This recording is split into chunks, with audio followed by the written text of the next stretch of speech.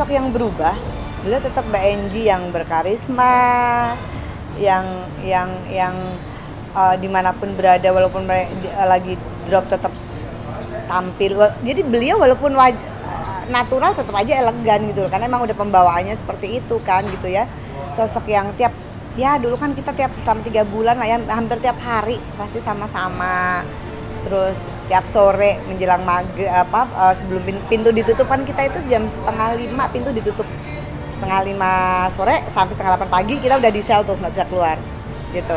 Nah sebelum itu tuh biasanya kita bisa asar, ketemu ngobrol, saling nguatin cerita-cerita segala macam gitu ya.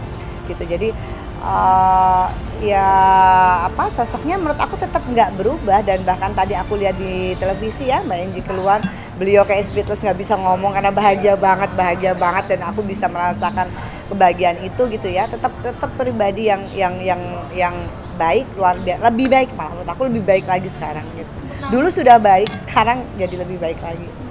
Ya Mbak Enji itu berusaha tegar sih ya, berusaha kuat ya. Kadang dia cerita sambil kita kadang bercanda, entar nangis gitu ya, karena mungkin itulah cara beliau untuk kuat gitu ya, bahwa ya pastilah sharing terutama satu masalah anak ya kan, masalah anak gitu yang mana nggak bisa mendampingi di saat-saat tumbuh kembangnya, itu yang selalu menjadi penyesalan dia. Terus kemudian ya kita umur segini perempuan sendirian, maksudnya jauh nggak sendirian lah, harusnya kan punya pasangan, atau harusnya kan tidur ada yang belai, ada yang nyayang, tapi ya harus menjalani hidup seperti ini gitu kan.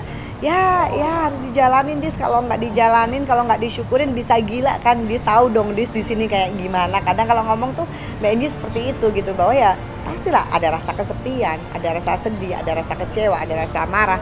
Tapi aku lihat Mbak Enji itu mampu untuk mengelola perasaan itu gitu. Aku sendiri 3 bulan hampir nggak kuat Mbak. Maksudnya 3 bulan aja ngerasa waktu itu udah yang aduh gitu ya, udah yang berat banget gitu. Dan Mbak Enji bisa melalui 10 tahun itu buat aku tuh udah dua jempol. Dan banyak teman-teman yang salut sama Mbak Enji, dan doaku selalu untuk Mbak Enji. Memang pas aku keluar juga, pas aku mau keluar mau bebas pada waktu itu, aku meluk Mbak Enji, aku terima kasih sama Mbak Enji. Pokoknya aku juga nguatin Mbak Enji, aku selalu bilang Mbak Enji cepet bebas ya gitu. Jadi ingat pada waktu itu amin amin ya gitu. Kita kan selalu ada teman bebas tuh, kita tuh pasti nangis semua, karena kita juga berharap kita bebas gitu kan. Jadi pas aku bebas waktu itu juga aku meluk Mbak Enji, aku bilang aku minta maaf kalau aku ada salah ataupun ngerepotin, dan terima kasih atas kasih sayangnya, perhatiannya, supportnya selama aku di dalam. Dan Mbak Enji meluk aku, doain di sini aku segera bebas ya, cepet bebas ya gitu. Jadi kita berpamitan, berpelukan, ya nangis, seperti itulah. Itu pas aku mau keluar dari sana itu gitu. Mbak Enji selalu bilang pokoknya kita keluar dari sini kita harus jadi orang yang lebih baik, kita harus jadi orang yang lebih kuat lagi. Kita harus buktiin bahwa kita kuat, karena Tuhan, Mbak Enji mualaf tapi pengetahuan agamanya luar biasa, karena memang beliau belajar ya. Jadi Allah taruh kita di sini berarti Allah tahu kita kuat, kita pasti kuat kok gitu. Dan itu sih sosok yang kuat, yang tegar, yang luar biasa Mbak Enji dia. Aku sampai speechless, sudah nggak bisa ngomong apa lagi, karena ini sosok perempuan saya salut. Ya makanya aku tuh pengen banget ketemu tadi pagi tuh, saya tuh udah mau ke Pondok Bambu, udah izin sama suami yang saya tadi pagi olahraga dulu, soalnya Mas saya pengen ke Pondok Bambu. Jam berapa udah bebas kali, kata Mas Ferry gitu tadi, sekitar jam 8:30 gitu kan. Gitu pas aku habis selesai mandi aku udah di TV lah, di TV udah ada beritanya gitu kan. Tapi senang banget justru ini, pengen banget kalau bisa pengen meluk, pengen ngucapin makasih atas selama ini aku di sana, aku di support luar biasa, dan pengen ngucapin selamat akhirnya udah bebas gitu. Jadi pengen banget sih ketemu. Belum karena memang kan di dalam Mbak Enji nggak pakai handphone, nggak boleh. Belum ada komunikasi, belum ada. Mungkin nanti boleh aku minta nomor teleponnya Mas Muji kali ya. Pengen komunikasi sama Mbak Enji, kalau bisa pengen silaturahmi, pengen ketemu, pengen aku ajak jalan, pengen aku ajak nonton, pengen aku ajak makan.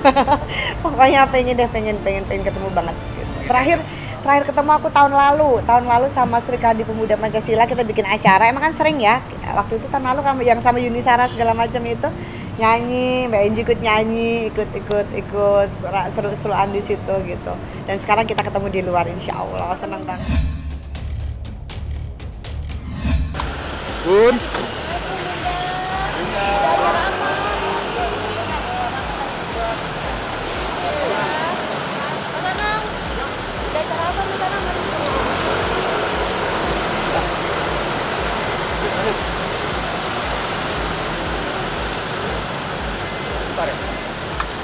Habis ini.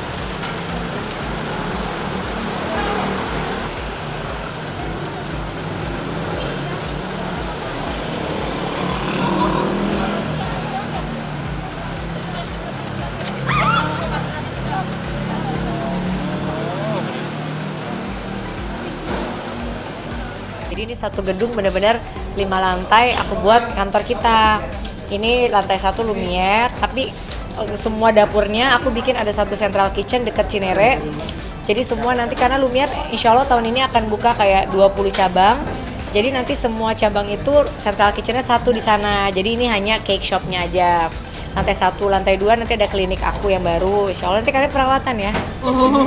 Aku kasih voucher loh tuh. Iya dong. Terus lantai biar kinclongan kamu pada kan tuh lihat tuh. Terus lantai 2-nya itu, lantai 3 itu kantornya Lumiere, lantai 4 kantornya Expert, lantai 5 kantor YouTube aku gitu. Jadi semua di sini deh. Jadi anak-anak nggak perlu kemana-mana lagi gitu.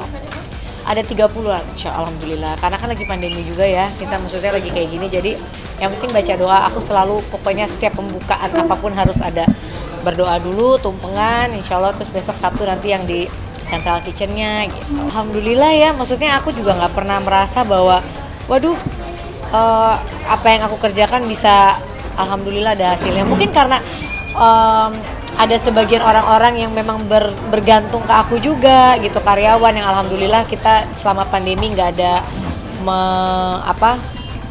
nggak ada PHK gitu ya, nggak ada misalnya mengurangi karyawan juga kita alhamdulillah nggak ada, kecuali yang memang resign sendiri karena misalnya nikah atau pergi keluar kota atau apa gitu ya. Tapi dari kita sendiri sebisa mungkin insya Allah nggak melakukan itu gitu, kecuali misalnya usahanya udah tutup kayak misalnya aku kan ada buka resto misalnya yang dimana yang franchise. Nah yang franchise ini kadang di luar kapasitas aku karena kan itu udah dipunyai oleh orang lain ya. Aku nggak bisa memaksakan untuk owner lain juga, nggak bisa harus maksain kan, nggak bisa ya gitu. Tapi kita yang milik aku sebisa mungkin kita nggak melakukan itu karena ya mereka bergantung semua sama kita. Jadi Allah ngasih rezekinya, oh ya udah deh rezekinya dilancarin usahanya gitu.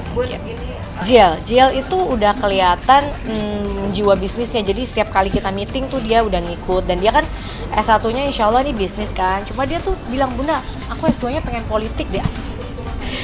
Berbeda banget kan dari kita. Aku bilang, kita serah kamu aja yang kamu suka. Karena dia walaupun kuliahnya bisnis, senangnya tuh ngeliat podcast atau berita-berita yang politik gitu. Tapi ya jiwa bisnisnya udah kelihatan karena kan dia insya Allah S2-nya pengen ngambil di luar kan gitu. Dia bilang, Bunda aku pengen deh nanti aku sekolah di luar, tapi ya itu nggak mau jauh-jauh karena kan kitanya kangen nanti gitu. Tapi dianya juga gitu kayak aduh Bunda aku kalau jauh nanti pulangnya susah ya gitu, kayak gitu.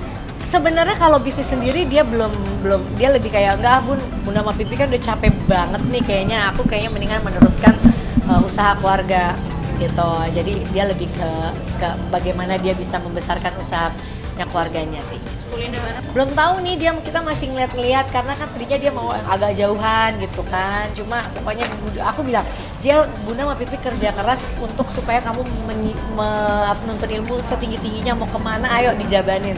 Tapi dia kayak aduh Bunda kalau terlalu jauh nanti pulangnya kalau ada ulang tahun. Mungkin kebiasaan jelekku yang mungkin kebiasa kumpul gitu ya, acara harus kumpul, tapi anak-anak jadi punya suatu aturan sendiri di dalam diri dia yang kayak aduh nanti kalau ulang tahun adik nggak ada, ulang tahun Bunda nggak ada, jadi gitu.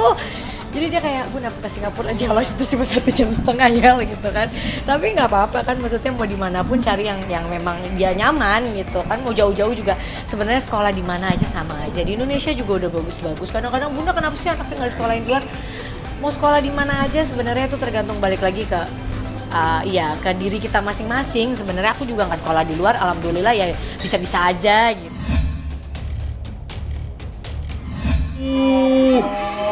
Rokok ungu cuman ada berapa ini di dunia? Iya nih buat kamu tuh, biar susunya makin lancar kan harus seneng. Yuk kita bawa ke kamar Amina yuk. Lihat Amina mau pakai tas baru gitu. Dipamer ke anaknya. Iya kan nanti kalau dia udah gede dia pakai. Oh gitu, iya. Iyalah kan namanya istri, jadi harus jadi ratu, masa istri jadi apa ya? Masa kita cuekin gitu. Ya namanya aku kerja udah 8 tahun di industri, terus belasan tahun kerja di usaha, ya pasti kan endingnya untuk bahagiain keluarga gitu. Salah satunya apalagi kan bagian istri, bagian anak gitu sih.